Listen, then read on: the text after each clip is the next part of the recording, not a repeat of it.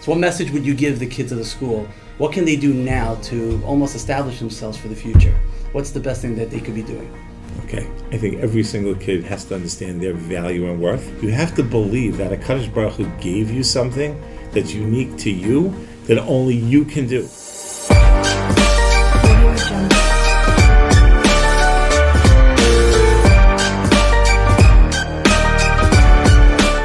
All right, welcome back to the third episode of Reality Check podcast. We have with us Mr. Altabe. It's an honor to have Mr. Altabe with us. Mr. Altabe has been very involved with the community at large, also with education, has a lot of experience with many different schools and programs. He started the Tova program. He started Kahal. He's been the principal of Darche and Magid David, which we worked together a little bit there. Also Shari Torah, now in Haub. And thank you, welcome. It's great to be here, really great to be here. Thank you, appreciate it. And one of the main things we've always talked about over the years, and something that you highlight on a lot, is the whole child. You know, in regards to education is not about academics only, but a lot of it is about the whole child. Can you expand on that, please? Well, education is not just taking a body material and then inputting it into a child, like injecting math into a kid. It's not what it is. It's not a teacher standing up in front of a classroom and just lecturing about whatever and then assuming that kids are going to pick them up. You have to reach a child where they're at, because in the end of the day, it's the child that's sitting in front of you. He's your customer, and you have to understand that he might be coming into, or she might be coming into your classroom with all types of needs. Or they may have had a bad day at home, or they may have had a fight with their parents, or there could be things going on in their lives, a loss of a loved one, stress in the home, all kinds of things. And that's who's sitting in front of you, and we have expectations as teachers. Oh, we have our lessons, so they're going to just totally listen to everything we have to say. And unfortunately, it doesn't always work. So I really have always been about, let's understand where the child is coming from, and let's try to make sure we meet all of his or her needs and not just the educational piece. And I think if you do that, the education is even better. That's great. Amazing. What do you feel is the role of school when it comes to helping with the students' mental health? Well, let's take a look at right now. Okay, right now we're coming off of 2 years of COVID. Okay, that was a half a year of complete isolation. Nobody was allowed to be with anybody. And then last year we had this whole thing where we had to wear masks and we were pretty much isolated for the first half of the year. Pretty much most people didn't do play dates. We had the lower grades in pods of 15. They couldn't even be with each other. We had no lunch in the lunchroom, which takes away a whole socialization piece. We didn't have the lineup in the gym, which takes a whole socialization piece out. And that level of isolation has effects. And you can't just assume that just because now we're back to normal, that all of a sudden, poof, the kids are going to be normal. They've lost 2 years of normal socialization and development. 2 years. Now, older kids like you guys, so you had that time period from, let's say, kindergarten through third grade where you had a normal life and you learned how to deal with each other normally. I mean, almost normally in your case, Ellie, but you know what I'm saying, normally, okay? But you learned how. These kids, especially kids who went through COVID in kindergarten, have had really a 2 year disruption in their normal social development, and they really are functionally in many ways still in kindergarten, even though they're at second or third grade. They don't know how to play, they don't know how to socialize, they don't know how to deal with conflict, they don't know how to deal with fights. So pretty much what's going on right now is that I would say it's a social emotional crisis in this building, at least in the lower grades, where a majority of my day and several other people's days in my division are really being devoted to helping children just cope with being in school. So you're seeing an actual difference. It's not a small difference, it's a huge difference. I speak to my colleagues in the field. Everybody basically feels the same way. And that's us, and we were open last year. Imagine the schools that were not open last year and all those public schools, how bad it must be. So there is a social emotional learning crisis that has to be addressed. That's number one. Number two is, given the family structures and what people are dealing with, the fact that both parents these days have to work, the fact that families are in crisis, there's more divorce than ever before. Those things impact a child's mental health, and those kids are coming to school, their needs need to be addressed. If you don't do that, you're nowhere.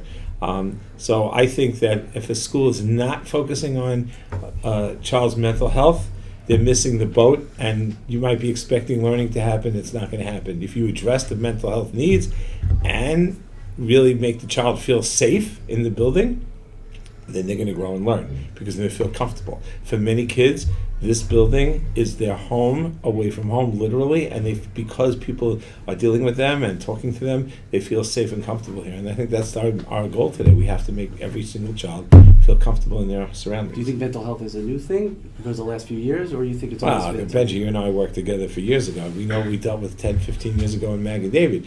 No, mental health has always been part of the equation. I think it's just as over time, it's become a bigger picture. Listen, there's much more stress in the world. Yeah. We have what's going on in Europe. We have what's going on in Israel. We have COVID. We had Hurricane Sandy. All these things built one on top of the other, on top of the other, coming very fast. We have social media. So we're bombarded with information messages about what's going on in the world quicker and faster than ever before.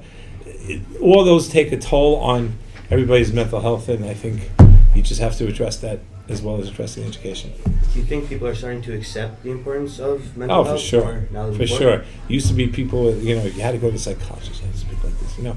No one would admit to going. I think people today are more open to the notion that their child may need help, and they're more willing to go get help. I think that's a big positive.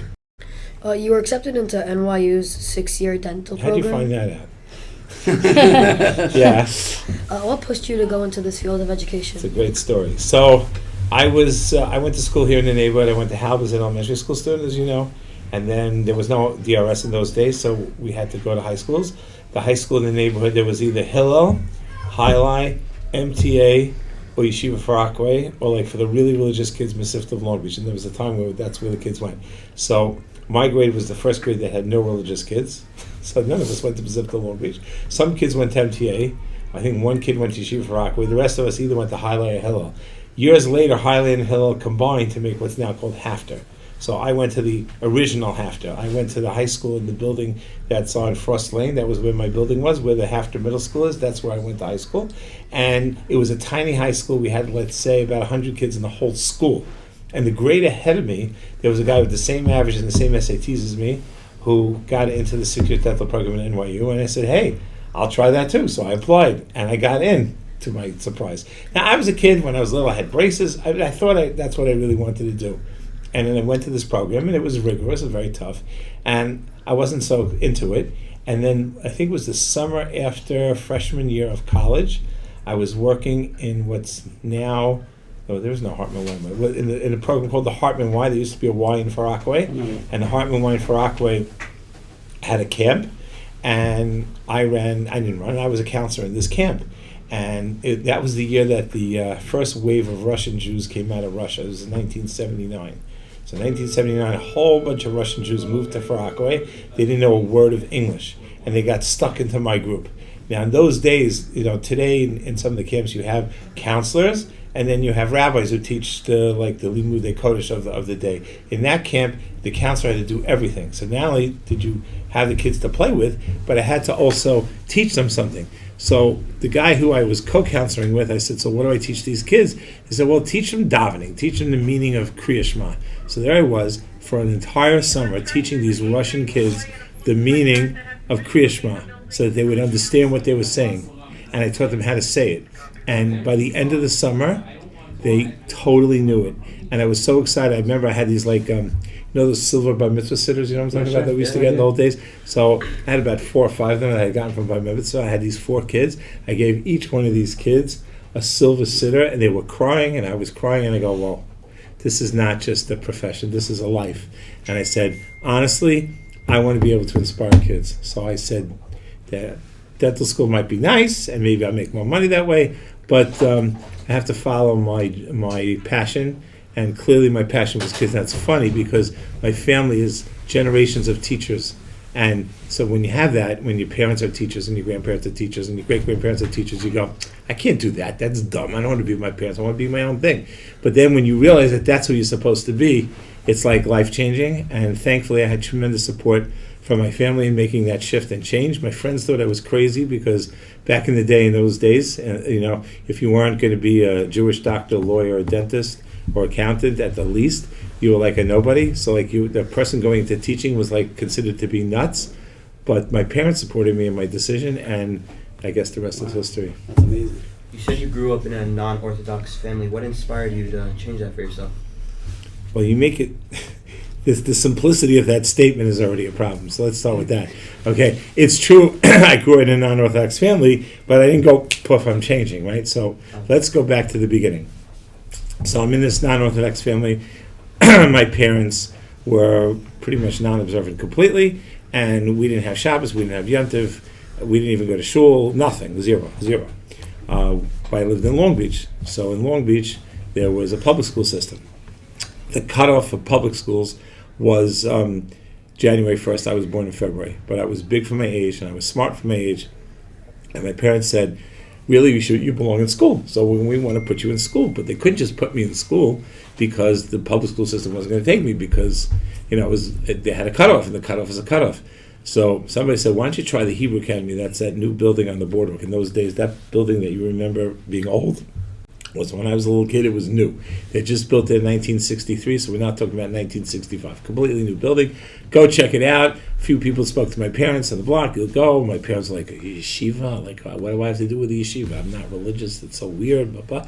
They said, you know what? Put him in there for kindergarten. He'll do really well, and then you'll apply to first grade in public school, and they'll have to take you. Oh, great idea.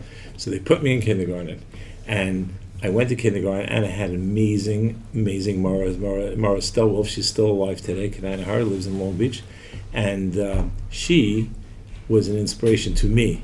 And my parents saw how much I took to this whole thing, Hanukkah and the plays and the Shabbos and stories and things. And I said, "What's so bad?" So they said, you know what? It's so good in kindergarten, we'll keep him for first grade. And they kept doing that. Oh, should we keep him in another grade? Yeah, we'll keep him in another grade. Anyway, I stayed like that the rest of my life. I stayed in yeshiva. I never went to public school, Baruch Hashem. However, just because I was in yeshiva doesn't mean I was religious, right? Because my family wasn't religious, so I went to yeshiva during the week, and on Shabbos, we did stuff that normal people do on a Saturday. I had my grandparents lived in Manhattan. We went in the car to Manhattan. We had my other set of grandparents lived in Queens. We went to Queens. Whatever, we went out to eat. We didn't eat in kosher restaurants because we weren't religious. That's the way it was. So the story goes that in third grade, my parents wanted, we were going out every Saturday, and I said, you know what, Mom, Dad, I'm not going. I said, what do you mean you're not going? I said, I'm not going. I'm in yeshiva all week. I want to be Shomer Shabbos. I don't want to get into a car on Shabbos. But that means you'd have to be home alone. I said, so I'll stay home alone. I have this friend. I had, I was friends on the block, and you have neighbors who could watch me. I'm not going. I'm staying home. So that decision Third was grade. to begin third grade. That's the decision that changed my life, because that was a decision I made that I was going to not be Machal Shabbos. Doesn't mean I was perfectly religious. It just means I made a decision. I was not going to do something that I was taught was the wrong thing. And my parents, after that time that I stayed home, respected me for life and just made accommodations for my religion and my religious growth. My father got more involved in the shul. He ended up becoming president of the Sephardic shul in Long Beach. My mother got very involved in PTA in Halb, and she got very involved also in the sisterhood of the Sephardic shul in Long Beach. And they grew. They started keeping Shabbos to some degree. They made Shabbos Friday night meal. They had candles. They learned as much as they could. My father started learning with the rabbi from the Sephardic shul in Long Beach, Rabbi Abitan. So he learned how to read Hebrew. He learned how to he learned the halachas or whatever he could do. And whatever they could do as they grew, and that supportive environment enabled me to grow. Because without that home supportive environment, you can't just become religious at 8 years old in the absence of a family that is supporting you in that growth. So they kept me, and that's a little bit. I have much more to say, but that's a little bit of the story. Go ahead. With that decision, you also helped your parents grow as Jews. You are, also. yeah. Yeah. But I was going to say, the support network that I had in becoming from wasn't just family. It was my friends also. So we were a group of friends. We're still friends. Ad Hayom Hazeh. You know that, Eli. I've spoken about it in your class many times. We're a chevra of guys that have been friendly since first grade. So you imagine that's, in my mind, that's at least 50-something years ago, that I had the same chevra of friends for 50 years. We were so tight that we supported each other. So, they would say, come over Shabbos afternoon, come to my house, hang out. And so I was able to see from life growing up through the eyes of my friends, because I was hanging out with them, and that was, in a way, I grew up from, in the sense that I had those mentors and supporters that And that's helped the me that way. greatest friends that help you grow. Yeah, no, Yeah. that's what friendship's about, and it's friends for life. Beautiful. Mitzvah Hashem, you should have that. Amen.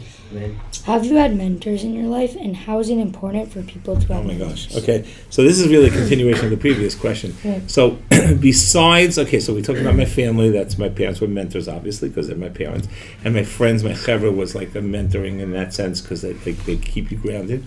But I was part of something called NCSY. Most of you may know about it. Yeah. NCSY. Yeah. So NCSY Long Island started around the time that I was bar mitzvah in 1974. And I got very involved in NCSY. There was a new regional director that came in, lived in Long Beach. His name was Perry Fish. Perry Fish is a legend. I mean, there's books and stories about him. He basically had an open home every single Shabbos. You could hang out with him, you could be with him. But he wasn't like a guy. Like sometimes you have these guys who are NCSY directors, they're like Rebbes, or they're like Kiruv guys. He wasn't that. He was a lawyer. During the week, he was a lawyer. Okay, and his wife was a lawyer. So they were both lawyers, but on Shabbos, they were these like open house mentors that just made you want to be from, and they did things to help ground you. And basically, when it came to any question I ever had growing up, like what I'm going to do, he was my mentor, and he guided me. And without that, I wouldn't have stayed from, because so just to make it honest and real.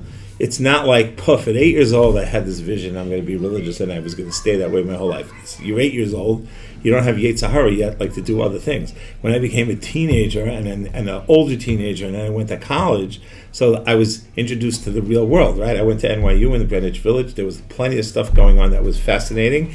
That wasn't in my little world of being, a modern Orthodox Jew living on Long Island, and it was interesting. So I certainly would gravitate to that. But if I didn't have that mentorship of that person, I don't know what would have happened to me. So he was key for me in the times that I was growing and the time that I was not growing, so that I would continue to grow. So it's like good for other people to have a mentor. Mentors are the key to life. That's why I started the Altabe mentoring program. Okay, that's usually had on the list, because I felt that when we started to see kids doing the wrong things, there were a lot of kids in the neighborhood that were getting into drugs and alcohol and all kinds of other problems. We said, what could stop them? I said, well, I know what stopped me. What stopped me was I had a mentor, right? So if we provided kids with mentors who could help them just schmooze and talk and chill and hang out with, but give them the right way to be, that's going to keep them on the right track. So yes, mentors are essential in life. We know you helped found the Tova mentoring right program there. based on the big brother sister concept. Why did you feel this mentoring program was important for the community? Because the rabbis weren't connecting, the parents weren't connecting, the teachers weren't connecting, and the kids needed connection. And no one knew, when people started getting into the wrong thing, when drugs started to become a big deal in this neighborhood, so no one even knew how to deal with it because it was so strange and different from what we all grew up with. So there was a need for people to take that role, and we took these guys who were 18, 19, 20-year-old guys and girls, and we gave them kids to mentor, and it was life-changing. So I just knew, sometimes the mentor was more important than the psychologist, the Rebbe, whatever, as long as, and this was key when we did this, as long as the mentor was getting training and guidance from the outside. You can't just have anybody just stop up. You guys, there's some chashuv guys you have over here, right? So like Weasel could get up one day and say, okay, I'm mentoring, I'm 8th grade, I'm going to mentor a 5th grader. You could do that. You could do that back there. You could do that, but if nobody's telling you what to do, you can get into situations you don't know how to handle. So every single one of our mentors had regular meetings with the local psychologist, Dr. Norman Blumenthal. So they would ask their shilas, what do I do with this? What do I do with that? What's the right way to go? We also had Rabbanim involved if there were halachic issues. Is this okay? Are we allowed to say that? We're allowed to say that. And this way, we kept it grounded. From everything that we've talked about so far, what are your greatest accomplishments and what were the long-term effects? That's also a big question. Thankfully, Baruch Hashem, I have a lot that I could be proud of that I did in life. And so I don't, I'm never going to really know the long-term effects of what I did, right? I did this mentoring program. We had hundreds of kids go through it. Once in a while, you get a letter from somebody thanking you for what you did, but you don't really know what you did. After 120, I'll go up to Shemayim. They'll show me in Shemayim what I did. I won't know now what I did, but you hope that you do the right thing, that good things come from it. So I don't want to talk about stuff I did 20, 30 years ago, because that's old school already. I think that since I'm here, the biggest thing I did since I'm here is we have an after-school program for kids in public school. I don't know if you guys know about it. It's called Child Live. And in that program, we take kids who cannot be in yeshiva because of their special ed needs, and we give them a Limudei Kodesh program for 4 o'clock to 5 o'clock. So we're teaching them, we have Rebbe Liebman teaching Halacha, and Eli Hertzberg is teaching them Parsha, and we have the Moras from the Resource Center, they're teaching them Kriya and davening, and these kids go home. We just made like a Haggadah for them, okay? Gorgeous Haggadah with their name on it, and they're going to come to their shop, to their Yontif table in Pesach, and they're going to have a Haggadah, just like their brothers and sisters who go to yeshivas in their neighborhood. That's great. And we have kids who normally their brothers and sisters on pretty much every school neighborhood. We have some Haupt kids, Yeshiva Katana, Shalamit, South Shore, Darche, Teg. We have the whole community, okay? And they're all in this program. They're getting help, and they feel connected. And I think that's really, to me, the biggest thing I've ever done here is that I created something that provides these kids who would normally not be part of the Jewish community locally and keeping them connected to Klal Yisrael. And so I don't know what the long-term effect of that's going to be. We'll see. But the short-term effect is incredible. In summation, first of all, just thinking back, the fact that you were in 3rd grade and you were inspired by your friends, you were inspired by your schools. It's unbelievable how many people from one experience or the different experiences in your life that your future, how many people you helped. I think it's a great lesson to all the kids that the things that they do now could really establish what they're going to do for their future and how many people they could affect. Absolutely. I think some of the kids sometimes forget or don't realize, I'll just do this, I'm just a kid. I think they realize this is their foundation that they're building. So what message would you give the kids of the school? What can they do now to almost establish themselves for the future? What's the best thing that they could be doing? Okay. I think every single kid has to understand their value and worth. They don't get it because they think, I'm a kid, I'm stupid, blah, blah, blah. I get into trouble, I do dumb things, I beat up my brother, my mother's mad at me, my Rebbe called me a nerd, I don't know, something happened, bad stuff, right? So you walk around saying, who am I? That's the worst, We know that being a prideful person and being a Baal Gaiva is wrong, okay, because then you're walking around and I'm way cool, I'm the best basketball player in the century. Yeah. That's not good. But it's also not good to have zero Gaiva. Okay? You have to believe that a Kadosh Baruch Hu gave you something that's unique to you, that only you can do. And if you have that thing that only you can do, it's your obligation in life to use that to its fullest so that you can impact the world, because HaKadosh Baruch Hu gave each of us different strengths. And if we all utilize our strengths to the best possible way, then we could achieve unbelievable greatness, every single one of you. And that's really my desire, is really what I want to see in my students that I've impacted over my life, is to see each one grow into the person that they're going to be, to realize when they're young their strengths, their talents, their abilities, and to take that and to make that into something. There's no cookie cutter. One guy could be the Rebbe, one guy could be the doctor, one guy could be the lawyer, one guy could be a politician, one guy could be an electrician. It doesn't matter. You have to find that thing that's going to make you, that's going to allow you to impact the world. And if you do that, you'll be happy. You'll have happiness in life because you're using the kochos that Hashem gave you. And that's really what it's all about. Thank you so much. This was amazing. Thank you. Thank you. Really appreciate it. Thank you. Okay? Thank you.